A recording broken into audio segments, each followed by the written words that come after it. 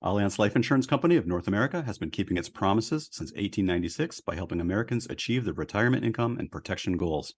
As an industry leader in risk management, Allianz has committed dedicated resources and invested in helping independent advisors integrate risk management solutions, including annuities, as part of a comprehensive wealth management practice. For more information, visit www.allianzlife.com/RIA.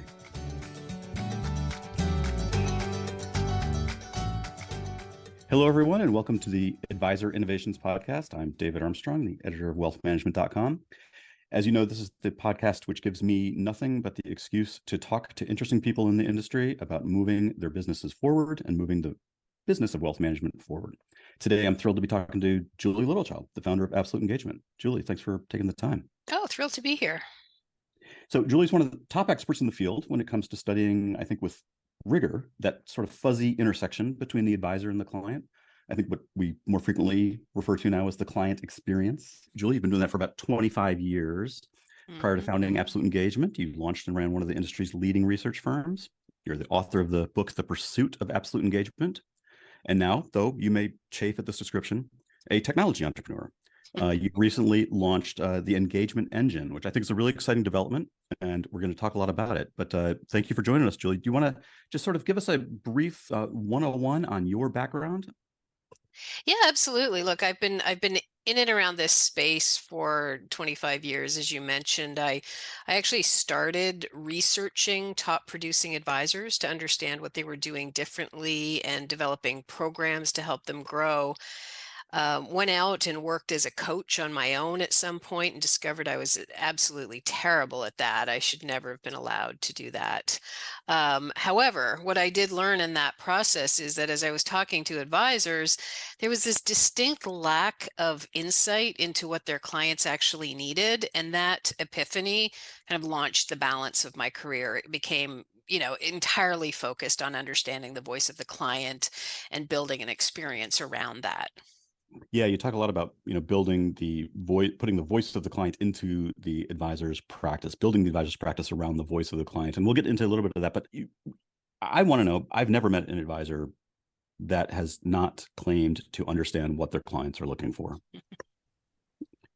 You're right. How do you it's got to be a challenge to go in and talk to advisors and say, you know what, you don't really know what your clients are looking for, and here's how I know that, and here are some suggestions of ways that you should maybe change what you do. Yeah, it's an interesting idea because at some level they're right. They know their clients deeply often at a very personal level. And I would never in a million years try to take that away from an advisor. I think that's their superpower to some extent. Having said that, we are all changing, we're all evolving. Our needs, our feelings, our concerns and challenges are all very fluid.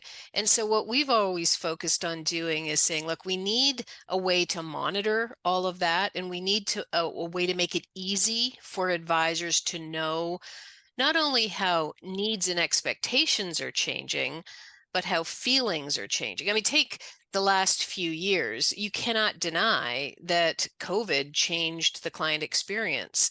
So the question coming out of that was how? Like, what now do clients expect? And as importantly, how are they feeling about their future and their lives? And we can't pretend to have all of that information at our fingertips and at the ready. So that's where we focused, is just making sure we're unearthing that for advisors. Yeah, and you've done a lot of research in this field too. Yeah. I think surveying both advisors and clients. Mm-hmm. And you find this disconnect often in that research between sort of what an advisor thinks the client is looking for in the relationship and what the client is actually looking for in the relationship. Where does that often break down?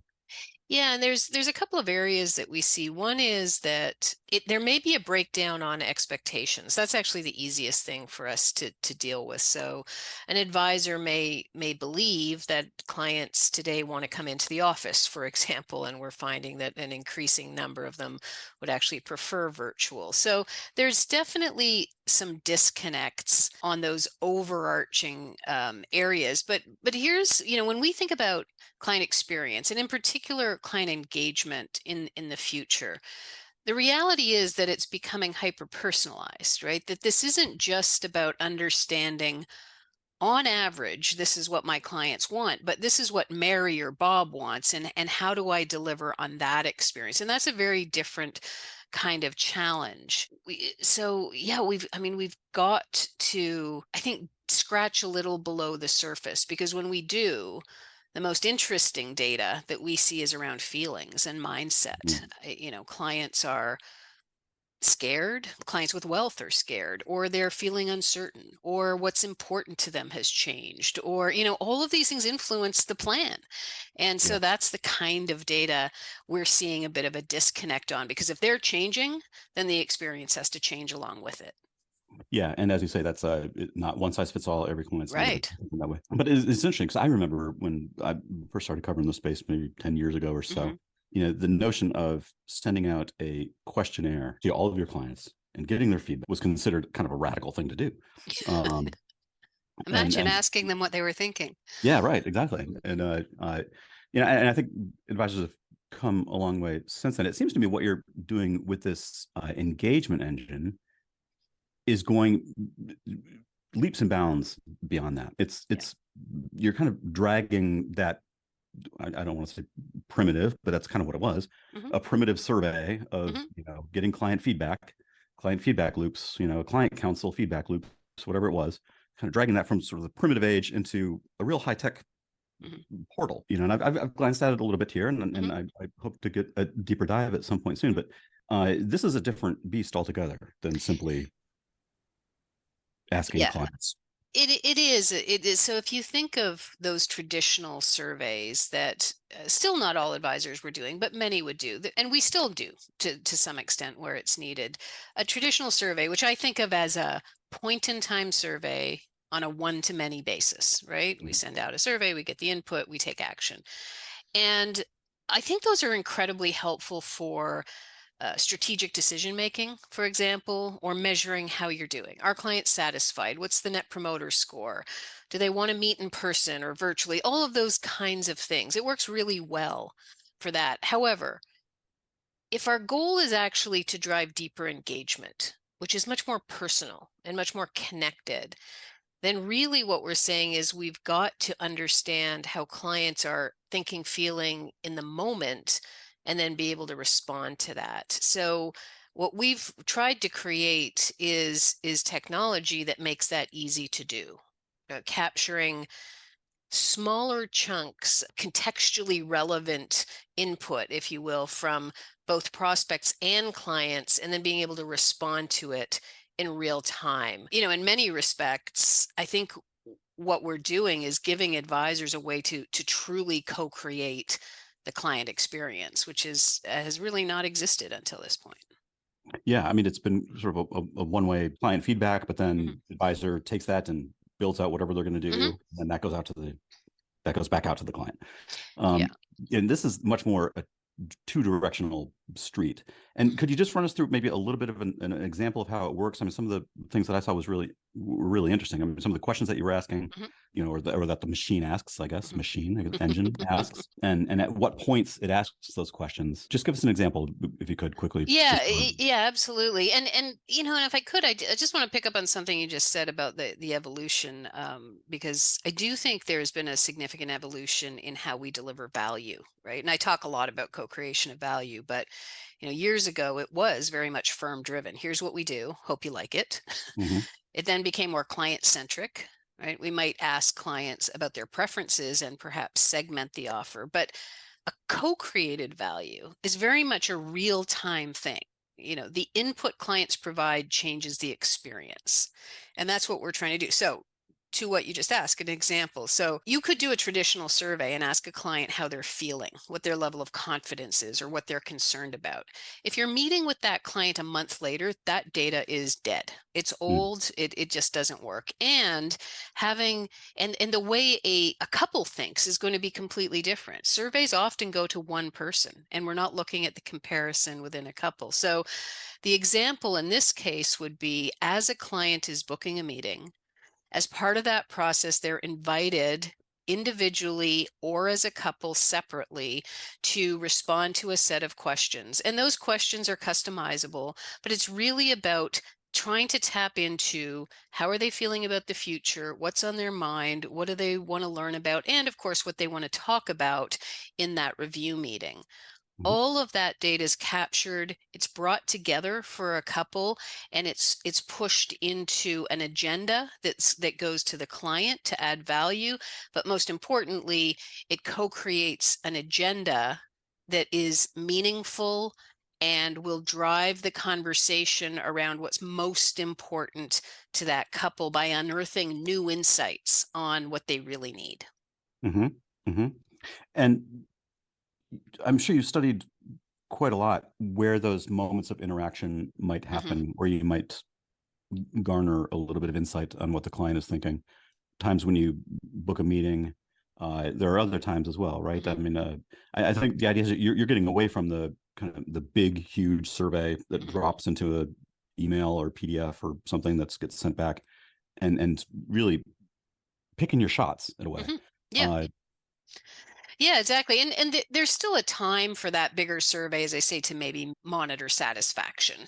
You can mhm, still do it that way. However, yeah, the key moments of truth for us, and where we've started to build out really defined workflows is one is a lead. So the first time a prospective client is visiting a website, yep. they just want to learn more. So, how can we engage them by inviting them to share input, not because they're trying to give the input to the advisor, but because it might help them learn about themselves.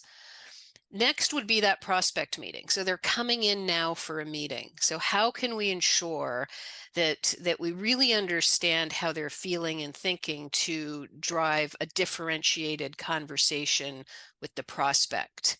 From there, as a new client, as they're being onboarded, right? How are they feeling? What's going right? What could be improved? And then prior to every single review meeting, those are the big moments of truth that jump out for us. There are more, but that's, I think, the fundamental ones. Yeah, and you're asking questions along the lines of, how are you feeling, but also, I mean, some more probing questions as well, right? Yeah, yeah, yeah. And I think that's an important point because I think we tend to ask questions that are easy but not that helpful. So I'm sure every advisor would say, when I sit down with my clients, I'm going to ask, how are you feeling about things? To Mhm. which we generally respond, I'm fine, let's carry on. Like, it's Right, just, right, and sure. and what we've learned is that people struggle with articulating how they're feeling. That's not something we all do particularly well. So as we think about the questions, you're right, they're very much designed to tease out potential issues. So that might be asking a set of questions from which we calculate a confidence index. Mhm. We don't say, are you confident? Right? We build that index from the responses. It might be understand if we let's just sort of hone in on that. It might be understanding what the confidence index looks like today versus it did the last time they came in. So that change drives insight. And it might be understanding how the couple is aligned on that. So any one of those things is going to drive a better conversation, but we're not expecting the client to identify that. We just want them to answer a few questions and then do that in a way that's clever enough and do the analytics in a way that's clever enough to tease out the insights. Right. And what kind of insights might be teased out here? I know you mentioned the confidence index, which I thought was really Mhm. interesting because that's one that the advisor is then given a almost a bar chart, right, of a Mhm. of client confidence that looks a little bit like a stock chart, right? It's up and down, up Yeah, and it down, up can and down, be. and can be like Yeah. overlaid a little bit with maybe conversations that the advisor had with them or Mhm. decisions that were made or Mhm. whatever. Uh, Yeah, so confidence is a big one, and part of the reason for that is in our industry research that we do. First of all, we saw it getting very shaky in 2020 and continuing from there, but we also saw a really striking correlation between confidence and satisfaction, net promoter, and loyalty. So, in essence, how I'm feeling about my future is going to impact how I feel about our relationship.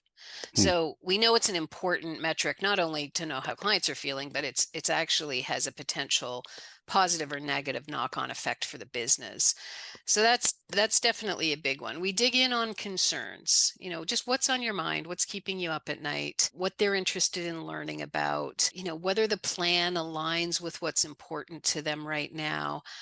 And sometimes it's really just open-ended questions to spark a different kind of conversation. We've got one client, for example, where we're just asking about, what's on your bucket list? And that's all, that's it.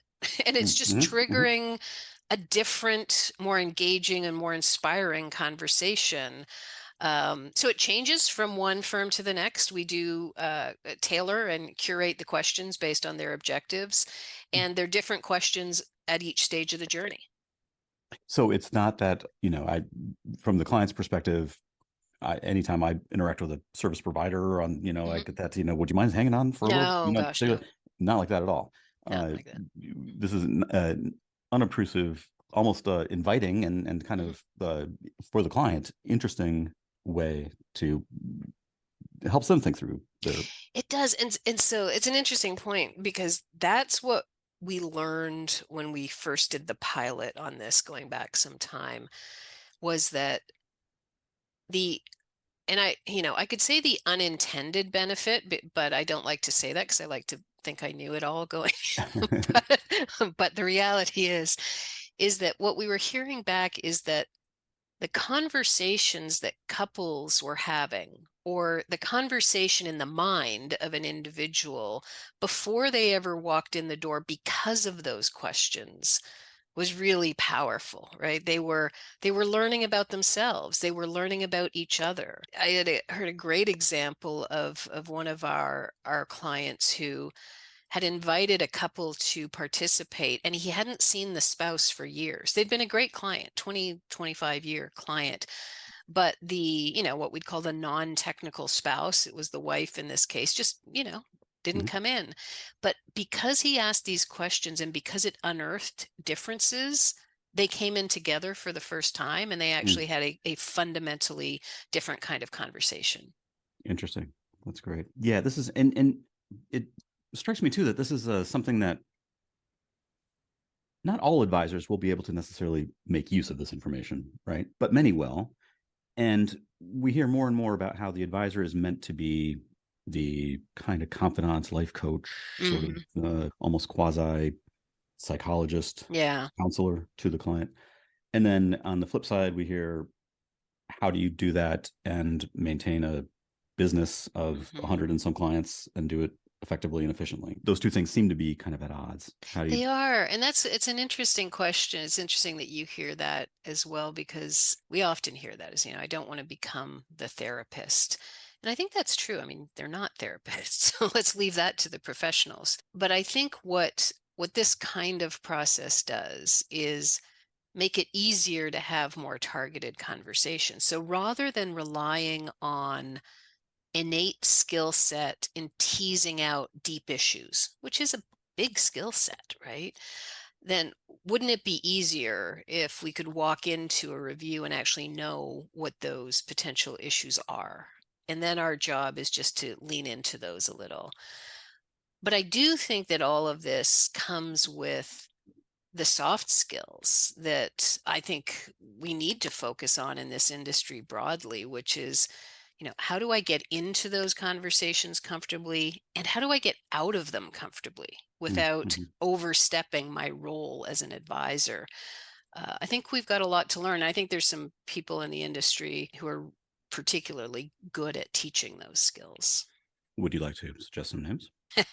Well, we work with a great consultant who's actually based in Australia named Kim Payne. Hmm. And I think on our team we've got some great people now as well who focus on this. But her role in all of this was to help our clients have better conversations and help almost break through some of the mindset barriers around, is it okay to have this conversation? Or what if what if they're unhappy and I have to somehow fix that? It's just Yeah. dealing with all of that is kind of an interesting challenge. Yeah, for sure. And it is one of those things that advisors always know that they have to do. It's really thrilling to see this put into a kind of formalized real-time tool like this. Mhm. It was a missing piece, and I don't know that there's anything else quite like it. I would encourage everyone to go take a demo.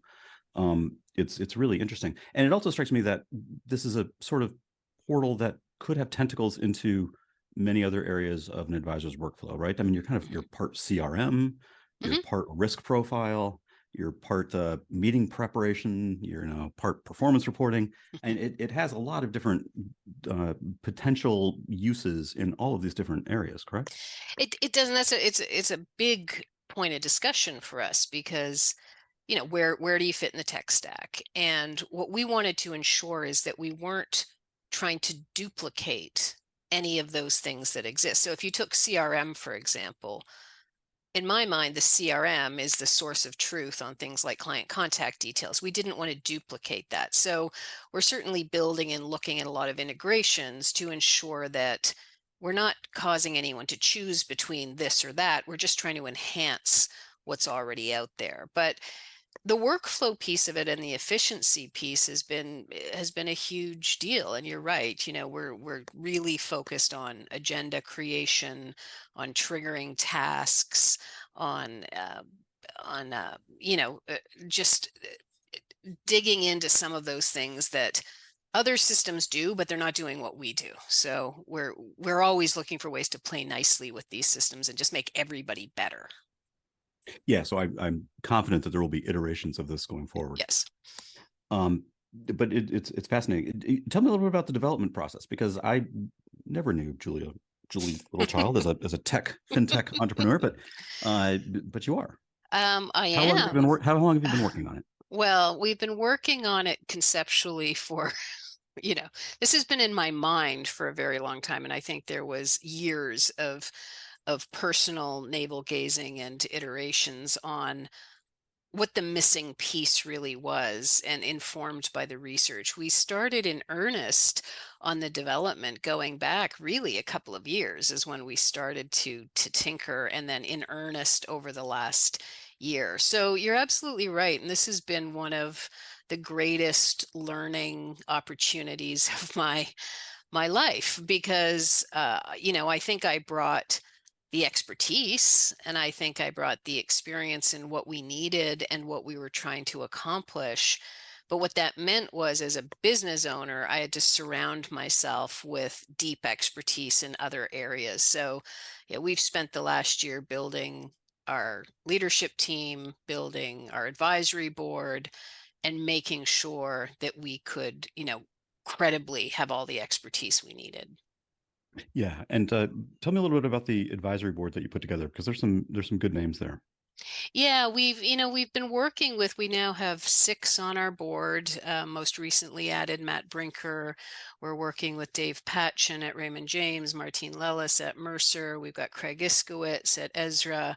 We've got Brian Portnoy at Shaping Wealth. And so we've got this great selection of individuals who all bring, oh, sorry, and Meg Carpenter. How could I forget Mhm. Meg? But if you think about those individuals and those individuals, you'll know that they're everything was very targeted to bring different types of expertise. And that's what I mean, in addition to just waking up and feeling humble every day that people are willing, to work with us and to help us, people of that caliber. Um, they all bring such different insights, and it's been a really powerful part of the process. And now you have the launch and the job of rolling this out to Yes. the marketplace. What are your plans there? I mean, obviously, show it as much as possible. Mhm. Uh, any kind of strategy that you're thinking about of, what kinds of advisory firms might be most open to using something like this, or Yeah, I mean, it's built for all. I would say that if we look at the initial pickup the RIA community has certainly been at the forefront of that, followed by the broker dealers. There's just additional sort of approvals that need to happen, obviously, with certain firms, so that takes a little longer. But we've set some big goals to really create more meaningful engagement for 1 million prospects and clients over the next 5 years. Hmm. So, and ultimately that is the goal, is it's driving that level of engagement. That means working with thousands of advisors to do that, but we wanted to keep our goal of engagement really front and center. So we will be, yeah, we're running webinars, we're doing direct outreach, we're working with all of our clients that we've worked with over the years, in Canada, in the US, UK, and Australia. So there's big plans to roll this out. As you've been working on this, I'm sure that there have been ideas that have been popping into your head of what is the next, not necessarily the next, iteration of this platform, but maybe the next evolution Hmm. in this space. So where I'm most interested, there's obvious stuff like integrations and whatnot. I mean, it's Mhm. not easy, but it's obvious. But there's a couple of areas that we're really leaning into. One is the definition of what a client is. So in a way, right now we're capturing input from an individual or a couple, um, but they are a family. So we're really expanding the idea of who are all the people who would benefit from input, especially to support multi-generational planning. We can lean into the kids and families. So I think that will be really, really interesting. But in particular, we're like everybody else in the world, like very focused on the data analytics and the role. I'll try to avoid saying AI because I don't think we can Mhm. get through a conversation without saying it. However, here's how we think about it. The more data we gather on any one individual, the deeper the insights that can be delivered. The more we understand their behaviors, and the more we're able to tie that back to other data to understand how they might behave going forward. So that really excites me because it's a reflection of people, right? People aren't a data point in time. They're all of those data points. So we, just like others who are driving innovation, are really focused on that idea of what can we learn over time. Mhm. Mhm. Yeah, and scary how some of the uh, more consumer focused service providers that we deal with understand they understand us in some scary ways. And They you're do. I suggesting, get a little yeah, freaked out by the whole thing. I'm sometimes, not I'm not sometimes, going to lie. But but at the end of the day, I think what certainly the way we look at it is we're just trying to replicate human relationships, and any human relationship. Let's take it away from advisor client. Let's just think about spouses or kids. They grow and build over time, and you're able to be more supportive over time the more you learn about them. And in a way, that's what we're trying to do. yeah, yeah, and again, I mean, going back to that, I think advisor part of it, where I think Mhm. some advisors will be more uh, uh, easier to adapt in this way than Yeah, others. You don't just talk to a client who walks in and say, oh, congratulations on your son graduating from college, right? I mean, that would be kind of a little bit forward, yeah, but maybe, yeah. if you know that information, maybe it brings up a moment to ask about, Right. is your son graduating from college? Yeah, I don't. Yeah. So Yeah, there's go ahead. it's going to make for better conversations for sure. But you see, I guess that some advisors are just more oriented in that way. Is that what you're Right. thinking? Yes, yes. Yeah. Yeah, I'd agree. Well, this has been fantastic, Julie. Thanks very much for bringing it to us. I would certainly recommend that everyone go and take a look at it. How can they get in touch with you, or how can they get a demo of this? What is the way for them to get in contact? Yeah, I mean, just going to the site at absoluteengagement.com, there's a lot of information there. Can certainly book a demo on the page, or just hunt around and learn more about the product. And, we do a lot of writing on the blog around, it's not just about the product, right? It's really about experience and engagement and the investor research. And we, as much as we're very focused on this product right now, We try to do as much as we can to support the industry, and all of that's available on the site as well. Yeah, and certainly you're out on the conference circuit. You speak a Yep, lot. I think people will have a chance to meet you in the coming year, no doubt. absolutely. Absolutely. We're traveling again. Yeah, back out, which is great. Julie, thanks very much. This has been great. Thank you so much. I'm David Armstrong, the Advisor Innovations Podcast. Thanks for listening. Allianz Life Insurance Company of North America has been keeping its promises since 1896 by helping Americans achieve their retirement income and protection goals. As an industry leader in risk management, Allianz has committed dedicated resources and invested in helping independent advisors integrate risk management solutions, including annuities, as part of a comprehensive wealth management practice. For more information, visit www.allianzlife.com/RIA.